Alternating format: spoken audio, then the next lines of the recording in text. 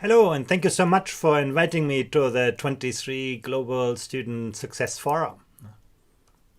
I'd like to highlight some of the trends that shape education these days and look at, how schools are waking up to the digital world that is fundamentally transforming learning, and then see how we can achieve greater learner ownership in an increasingly interconnected world. But let's start from the beginning. One of the things that we do at the OECD very regularly is, track how artificial intelligence compares against humans.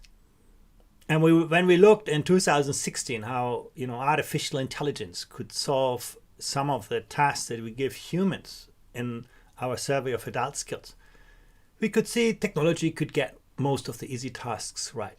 No surprise. But it could only get about 1 in 4 of the tasks that are most difficult for humans, right? Triangulating different information sources, making inferences, navigating ambiguity, distinguishing fact from opinion. But we did that again in 2021, ChatGPT. You could see how artificial intelligence is racing ahead, and what we predict for 26 is that technology by then will solve 4 out of 5 of the tasks that are hardest for humans. Whereas we're going to see probably quite limited progress for humans based on, the last experiences now. What is clear is that the kind of things that are easy to teach and test have also become easy to digitize, to automate. Now we are seeing a decline in the demand for routine cognitive tasks, an increase in technology-intensive tasks, and you put the two things together, that is the future of work. But when we actually surveyed very recently, 15 and 10-year-olds on their creativity, we found that in every jurisdiction, and that includes, Ottawa in Canada, 15-year-olds reported lower levels of creativity than 10-year-olds. Well, if I would tell you, well, your 15-year-olds do worse in mathematics than your 10-year-olds, you would tell, well, that's crazy. Students should always progress in learning. But when it comes to creativity, we rarely ask that question. And children are all born with an abundance of creativity. If you have a 3-year-old son or daughter, they're going to question anything you tell them. They're going to, play with everything that gets into their hand. They're always willing to learn, but also always willing to unlearn and relearn when the context changes. But then, we put them into school, we try to make them compatible with our ways of thinking, compliant with existing structures and existing knowledge. We make them reproduce the answers of our times rather than question the wisdom of our times. And in the age of ChatGPT, it is your capability to navigate knowledge, to ask the right question that distinguishes you. So lots of things to do on that now. Some people call that a race between education and technology. Before the first industrial revolution, neither technology nor education mattered much for the vast majority of people. But then, the industrial revolution put technology ahead of the capabilities of people and created a huge amount of social pain. Well, eventually, we built schools and made people compliant with the norms of the industrial age, and that created generations of prosperity. But then, these days we see that digital revolution. Once again, technology is racing ahead of the skills of people. I will see again that social pain. University graduates, leaving university without finding a good job. And at the same time, employers telling us they cannot find the people with the skills they need. How do we move that again around? Moving people ahead of the technologies of our times. That is the challenge we are facing today. And we need to look at some of the global trends facing education. On the one hand, you can say we're living in an economy and a society of the intangibles. If you look at the companies that are successful these days, they're all companies of the intangibles. They often have the product before they get the money. They are not created by big industries. They are created by big ideas. The traditional Fortune 500 success stories, they still exist, but they're moving sideways. They're no longer the indents of our economies, our societies. You can see the power of innovation, the exponential rise in trademark applications, the wisdom of the crowds. In the past, we had a few, newspaper editors or television anchors who navigated and curated the knowledge for us. Today, we are all our own journalists, all our own editors. We work through social media. We create multiple identities for ourselves through social media. But are we ready for that? Well, when we looked at this and the PISA assessment, you could see in some countries here on the left, Singapore, Korea, parts of China, you have at least a good majority of 15-year-olds who are able to distinguish fact from opinion, navigate complexity, integrate different information sources. That is what it means to navigate the digital world. But the majority in many countries of students, they're also born into the digital world, but they're not digital natives. Well, Canada does quite well in comparative terms, but still you have a majority of 15-year-olds. They're not ready for the world in which they're born today. Oh, look at this trend. We're seeing a decline in a reduction in voting ages. We're allowing people to contribute earlier to our societies, our democracies, and that's a great achievement. But are they ready for this? Do we build that civic, foundation that makes people make wise choices, that makes them engaged, interested in the future of their countries, in their societies, in the future of the world, that makes them to live with themselves, to live with people who are different from them, to live with this planet? Big questions. I'm going to come back to them. And then, suddenly the pandemic has woken up schools to the digital world that is just radically transforming learning. And the promise of this is that learning is becoming so much more personal, so much more fun. We can see sort of virtual reality embedding learners 3D in new immersive learning environments. Why would you, have a teacher explain you the result of an experiment when you can do that experiment in a virtual laboratory? Augmented reality, bringing the digital world into the real world in real time, an area of vocational education and training, amazing learning environment that we're seeing emerging. We're seeing robot tutors. Sometimes, explaining things to others makes you learn better than having people explain things to you, and that's what, robots as peer learners have been able to achieve. In the field of evaluation and assessment, one of the greatest mistakes that we made, in the history of education was to divorce learning from assessment. We make students pile up years and years and years of learning, and then one day we call them back and, tell them, tell me everything that you know, in a very constrained, contrived, artificial setting. And we call that an exam. While in the virtual world, we can now reintegrate learning and assessment, bringing the two things together, giving people, real-time information on how they learn differently, putting that information at the fingertips of teachers, making teachers designers of innovative learning environments. That's the power of technology. And then you bring it to this artificial intelligence. Well, people complain today, ChatGPT doesn't tell you where it gets its information from, it has no traceability, but, those are, children diseases of those algorithms. That's going to be fixed pretty soon. We know how to fix those things. We're also going to see a rise in accuracy. In the medium term, probably artificial intelligence is going to get a lot better at understanding your questions, interpreting your questions, developing a more natural writing style. That is harder to distinguish from the writing style of humans. Because that's all a matter of, expanding training data sets and improving, the algorithms.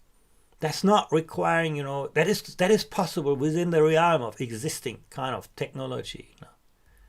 And in the long run, maybe technology will get, around that inherited bias from the training data that is still often limiting it. That training data is, created by humans and often, reflects the bias from humans and then amplifies that bias. But, there's hope that one day technology may help us actually to actively reduce and combat bias in the classroom. Those are the kind of promises that we're going to see. So when you think about this from the perspectives of learners, huge changes. Learners can discover such a wider range of learning material, learning content, ideas, interests.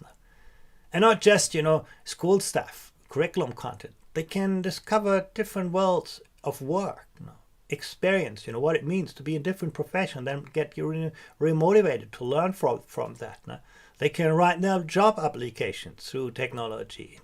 They can learn, practice, apply. Basically, learn in entirely new ways, learn with new resources, have that personal feedback and coaching. Create and share, and most importantly, develop greater ownership over what they learn and how they learn and where they learn and when in their life they learn. You look at this for teachers, first of all, you can get rid of a lot of administrative work. You can also, prepare yourself with new resources, new material, learn from your colleagues, from your peer learners. Develop, methods for coaching, feedback, and also for assessment and evaluation, as I already mentioned. Huge opportunities for learners, for educators. Of course, getting ready for this means that we have to navigate, the opportunities and the challenges. The opportunity is to transform learning, to actually increase the degree of personalization in learning. Technology intensity helps with this. In the past, we had a low degree of personalization and a low degree of technology intensity. Personalization is not necessarily an issue of technology. Now, if you look at tutoring experiences, you can create amazing learning environments, but they're very hard to scale. Very hard to, human relationships and human expertise is very, very hard to scale and expand. You can use technology a lot, but still not personalized learning. And a lot of this is what we see in classrooms today. And it's simply technology just, expanding access. The question is, how do we think differently? How do we reconfigure the places, the people, the time, and the technology in ways, that empower learners in new ways? And that is the promise of artificial intelligence, of technology. Of course, there are challenges. We should, not be, ignorant of them. There is the challenge, that we need to sort of access of awareness. We need to ensure that, learners, that educators really are well familiar with the kind of tools, what they can do, what they can't do, and where they can, help you and where they propose risks. It's also really important that educators and the profession actually develops guidelines, standards. How do we deal with these technologies best? How do we reconcile ethics and accessibility? How do we reconcile, free data flows with privacy?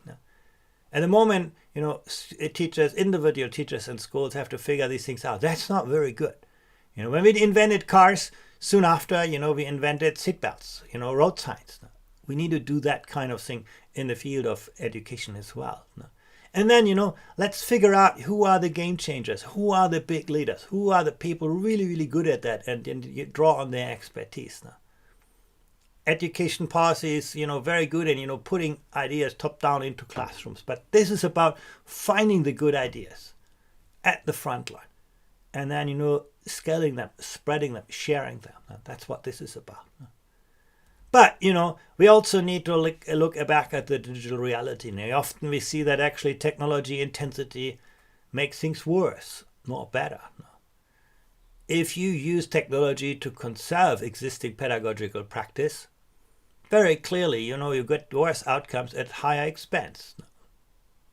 Technology is there to transform learning practice, and that's only going to happen when teachers are not just implementing those tools, but at the very, very heart of their design.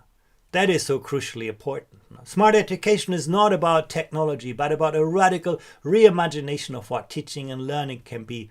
We're empowered by technology. We need to advance from, learning technology to learning activity. Sometimes the best technology is not visible to students. It's not distracting them. It's, developing insights and data about their learning.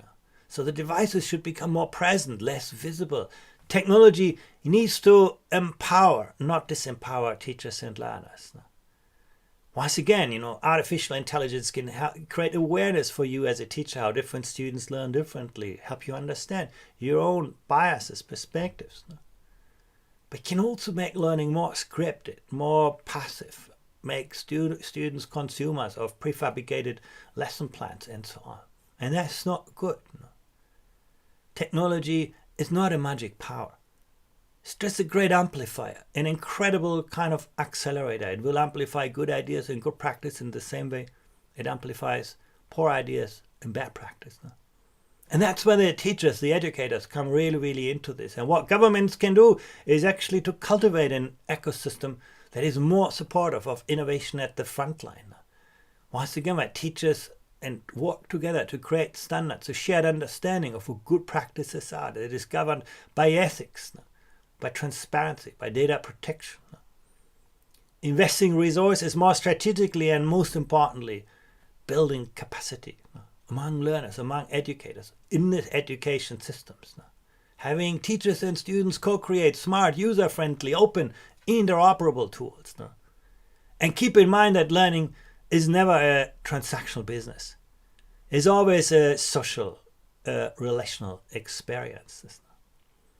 And that brings me to the last topic, learner ownership. Well, technology, education have created this amazing world around us. Everything around us is the fruit of education. We should be very, very proud of what education has contributed to us as individuals, to us as societies, our cultures.